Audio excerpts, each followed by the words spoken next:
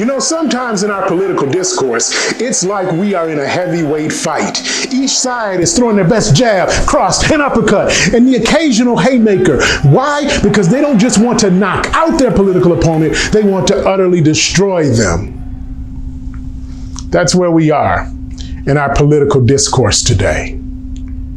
Which begs the question, is it really that hard to listen and speak respectfully with people we disagree with politically? Apparently, the answer to that question for many is yes, but that should not be. My friends, I'm here today to talk to you about two very important initiatives. The first of these initiatives is called With Malice Toward None. Now, the fact is that in the weeks following this November election, we may experience the most divisive time in modern U.S. history. Some of you are going to be very happy with the election results. Others of you are going to be not so happy. But regardless of where you fall, there's going to be the temptation to embrace the four horsemen of polarization. What are these four horsemen of polarization? Well, the first one is stereotyping. All of those people are gun-toting racist homophobes, or all of those people are godless elitist snowflakes. There's dismissing.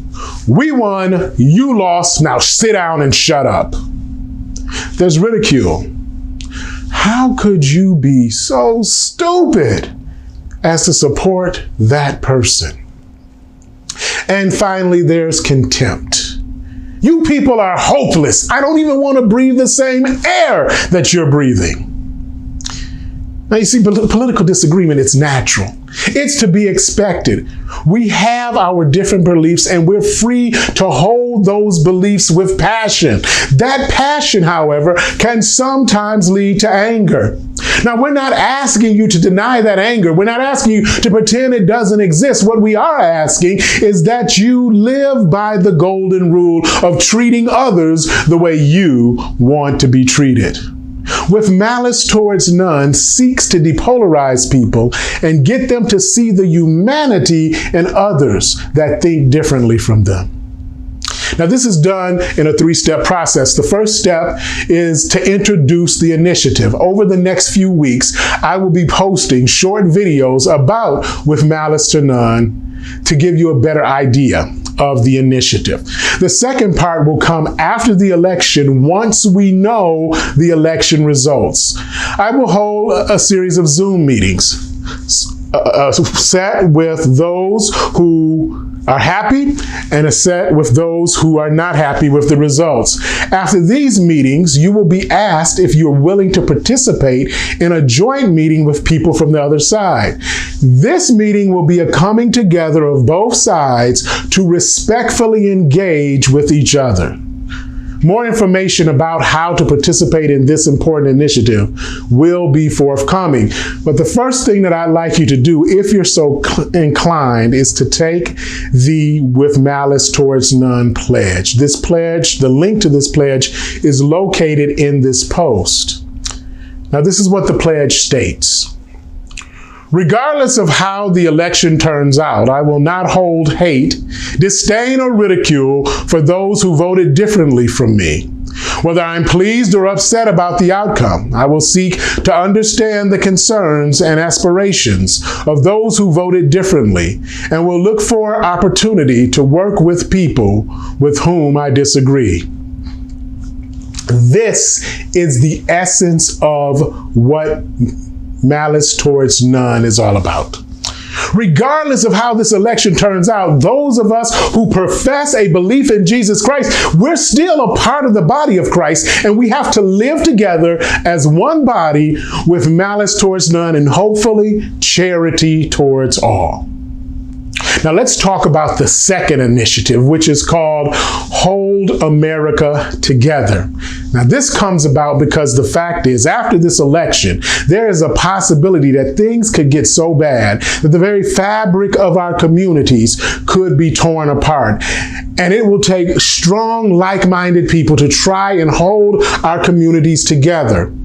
Braver Angels, the organization that started the With Malice Toward None and the Holding America Together initiative, has published a letter that speaks to how we can work in unity to hold America together. The text of the letter reads as follows.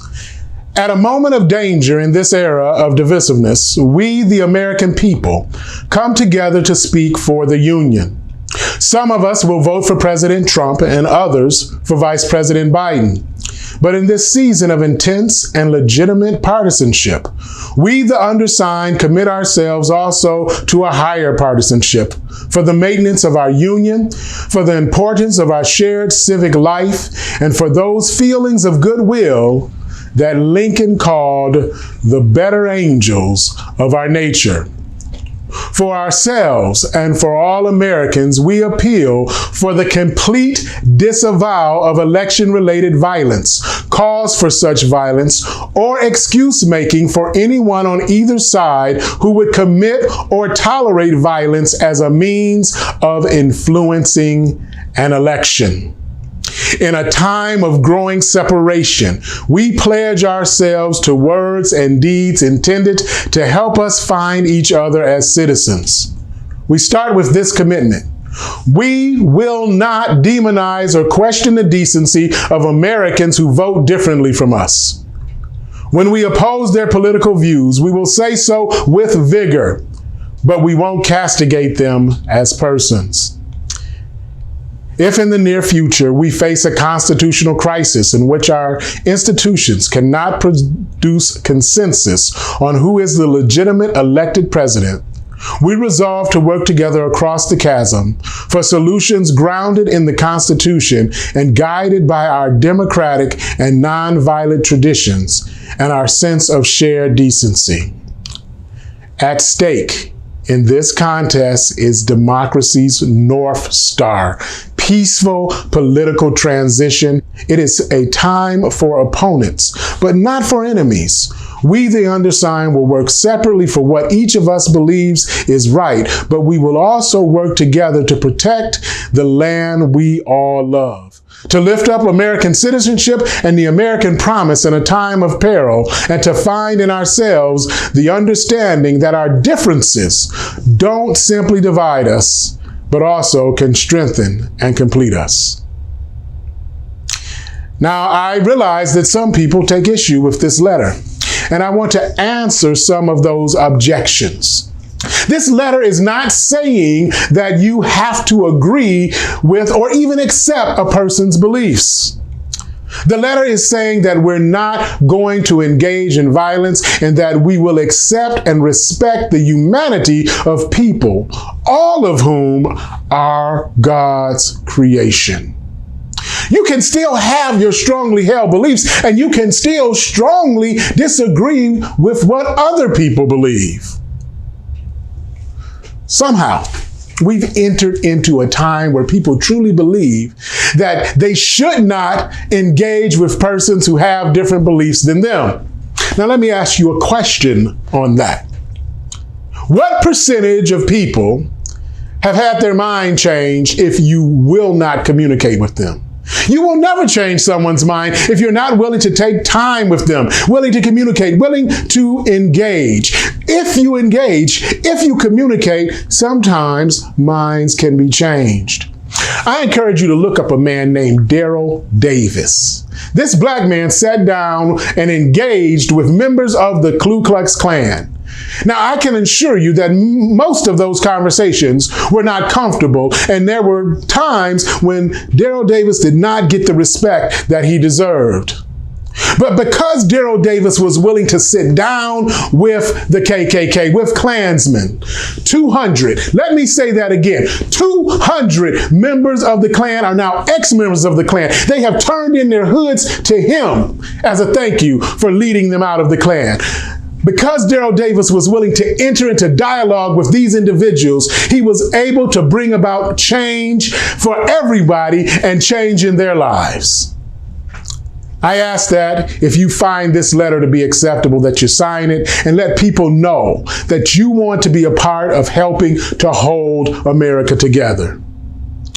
The links for this letter, along with the links for With Malice Toward None, and the links for Braver Angels as an organization are located within this post. Once again, I hope that you will sign the letter. I hope that you will take part in With Malice Towards None. Help us to hold America together. Help us to do it as one. God bless you.